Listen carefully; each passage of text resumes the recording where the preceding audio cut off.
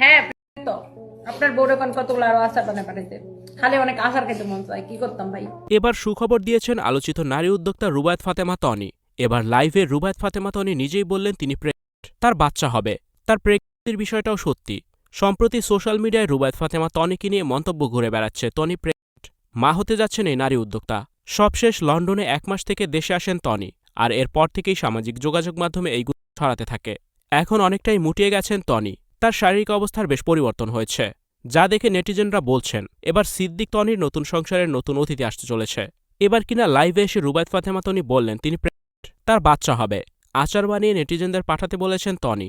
তনি বলেন আমি প্রেগনেন্ট, আমার এখন টক খেতে ইচ্ছা করে, আচার খেতে ইচ্ছা করছে, আমাকে আচার বানিয়ে আপনারা পাঠান। প্রায় 4 মাস আগে তৃতীয় বিয়ে করেন আলোচিত সমালোচিত নারী উদ্যোক্তা রুবায়েত ফাতেমা তনি।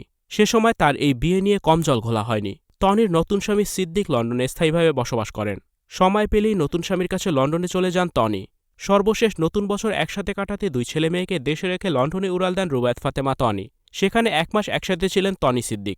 এরপর দেশে ফেরার পরেই তনির শারীরিক পরিবর্তন দেখে সবাই মন্তব্য করছেন তনি প্রেগনেন্ট, আর এই খবর তিনি লুকিয়ে রেখেছেন। এবার রুবায়েত ফাতেমা তনি লাইভে এসে নিজেই এই সুখবর দিলেন যে তিনি প্রেগনেন্ট। ভিউয়ার্স, এই বিষয়টি নিয়ে আপনাদের কি মতামত কমেন্টস করে অবশ্যই জানান, আর ভিডিওটি শেয়ার করার অনুরোধ রইল।